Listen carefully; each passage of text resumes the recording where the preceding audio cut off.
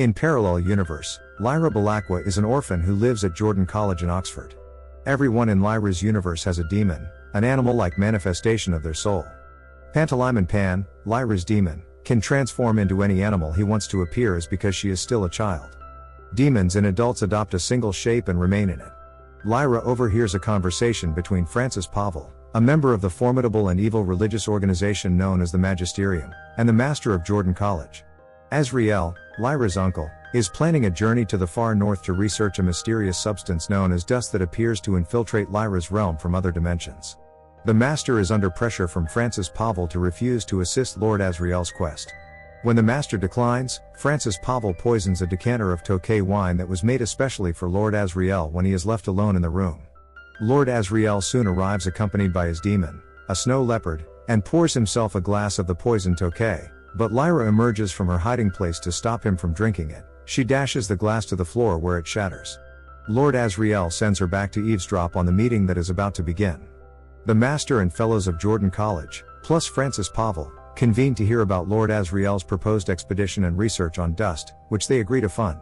Azrael is sure that dust is connected with a means to get from one universe to other parallel universes. Pavel tells Azrael that talk of dust is heresy. Even before we meet Lyra, boys and girls have been disappearing, snatched off the streets. The children call the kidnappers gobblers. Lyra and her friend Roger promise one another that if either is caught, the other will come to the rescue. That night, while Lyra is at dinner being introduced to Mrs. Coulter, Roger and another friend, Billy Costa, are taken by the gobblers. At the dinner, Lyra is seated immediately across the table from the master when Mrs. Coulter arrives, accompanied by her demon, a golden monkey. When Mrs. Coulter says she is also planning a trip to the far north, and proposes that Lyra come along as her assistant. The master is evidently forced, by Mrs. Coulter's influence in high places, to agree. In the morning, just before Lyra's departure, the master comes to Lyra's little upper room in college and gives her a strange golden instrument called an alethiometer, or golden compass. He tells her that it is capable of telling the truth, but he can't tell her much about how it works. He admonishes her to keep the alethiometer to herself and above all not to let Mrs. Coulter know that she has it. Lyra spends some time in Mrs. Coulter's company, going to expensive shops to be bought new clothes and restaurants to dine with posh people. All the while, Lyra keeps the alethiometer with her in a shoulder bag. One day Mrs. Coulter orders her to stop wearing the shoulder bag, and when the girl shows reluctance Mrs. Coulter has her demon, the golden monkey, half-strangle Pantalaimon. Lyra runs to her room, now hating Mrs. Coulter, hides the alethiometer, then goes to explore Mrs. Coulter's private study. In a waste paper bin Pan finds papers which show that Mrs. Coulter is deeply involved with an arm of the Magisterium called the General Oblation Board, the Gobblers, that the General Oblation Board is using children to investigate something called intercision, and that Billy Costa and Roger the kitchen boy are on a list of boys who have been taken. Immediately after discovering this, Lyra catches Mrs. Coulter's golden monkey demon trying to steal the alethiometer. Pan changes into a bird, grabs it back, and they flee through the upstairs window. They're pursued and caught by gobblers, then rescued by fierce but friendly Egyptians, who have been watching over Lyra at Lord Azrael's request. One of their rescuers is Ma Costa, Billy's mother. Lyra travels with Egyptians and becomes acquainted with Jonfa, Lord of the Egyptians, and his advisor Farder Quorum. She learns how to ask the alethiometer questions and how to interpret its responses. She also meets Serafina Pakala, Queen of the Witches, who tells Lyra that she is the subject of a prophecy concerning the fate of the world, that the missing children are being held at Bolvangar in Norway, and that Lyra will find help in Trollesund, a town on the coast of Norway. Meanwhile, Mrs. Coulter has dispatched a pair of mechanical spy flies to locate Lyra. When the spy flies find the Egyptian ship, Farder Quorum captures one and seals it up in a tin, explaining that its sting contains a sleeping potion. The other escapes, though it's not clear that it does Mrs. Coulter any good. When they arrive in Trollesund, Lyra meets the Texan aeronaut Lee Scoresby, who offers to help her, but first he wants to get a friend out of a jam. The friend is Yorick Bernison, one of the great Panserbjorn, armored ice bears, of Svalbard. Yorick, exiled from his home after losing a fight, is a virtual prisoner in Trollesund. The townspeople got him drunk and stole his armor, which he cherishes the way humans cherish their demons.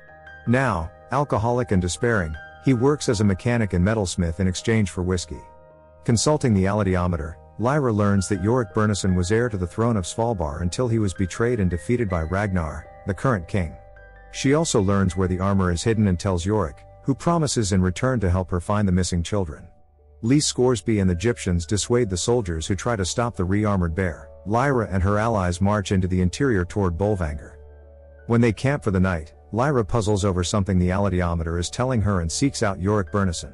She asks him to take her to a valley nearby, where she finds Billy, weak and anguished because he's been separated from his demon. This, Lyra realizes, is what intercision means. It's a fate so horrible she and Pan can hardly bear to think about it. Yorick Burnison and Lyra take Billy back to the Egyptians' camp, which is immediately set upon by the ferocious Samoyed people who live in that area. They capture Lyra and carry her to Svalbard as an offering to the armored bears. Recalling that Mrs. Coulter told her King Ragnar longs to have a demon of his own, Lyra asks Pan to hide and introduces herself to Ragnar as Yorick Burnison's demon. As she hoped, Ragnar becomes furiously jealous. Lyra tells him that if he can defeat Yorick in single combat, she will become Ragnar's demon. Ragnar agrees to fight Yorick Burnison, and Yorick gallops up on cue, intending to rescue Lyra. When Lyra explains what she's arranged, apologetic and frightened because after running all that way Yorick seems in no shape to fight, Yorick surprises her with his enthusiasm. He wants nothing more from life than a chance to fight Ragnar, and dubs her Lyra Silvertongue for her skillful manipulation of the usurper king.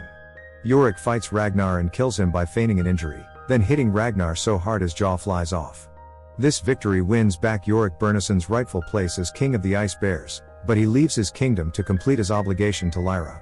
He takes her most of the way to the experimental station at Bolvangar where the children are being held, but has to leave her and go for help when the bridge over a crevasse breaks, leaving Yorick on the wrong side. Inside the experimental station, Lyra asks Roger to get the other children ready to escape. He shows her to a room where she can be alone with the alethiometer, but she has to hide under the table when the experimental station staff and Mrs. Coulter come in. After Mrs. Coulter leaves, Lyra's foot slips, giving her away. She's captured by the staff and she and Pan are put into the intercision device, the machine used to separate children from their demons. The separation is almost complete when Mrs. Coulter, looking terrified, runs in and stops the procedure. Lyra and Pan wake up with their bond intact, and a distraught Mrs. Coulter assures Lyra that she's safe and she'll never be hurt. Lyra, shrinking from Mrs. Coulter, asks why they're separating children from their demons. Mrs. Coulter explains that dust, which she seems to equate with original sin, came into the world long ago when people first disobeyed the authority. Mrs. Coulter says that intercision doesn't hurt, it's just a little cut. If intercision is such a good thing, Lyra counters, why did Mrs. Coulter stop the lab staff from doing it to Lyra? Mrs. Coulter admits that the procedure isn't perfect yet. When she mentions taking Lyra home, Lyra says venomously that her home is Jordan College. Mrs. Coulter reveals that she is Lyra's mother, a relationship Lyra rejects, and that Lord Asriel is her father. Lyra pretends to cooperate when Mrs. Coulter asks for the alethiometer, but gives her instead the tin holding the spy fly. The fly's sting knocks out Mrs. Coulter and her demon. Lyra escapes and leads the children out into the snow, pausing only to sabotage the intercession device, which explodes in a very satisfying way. Outside the experimental station the children confront the guards, who attack them.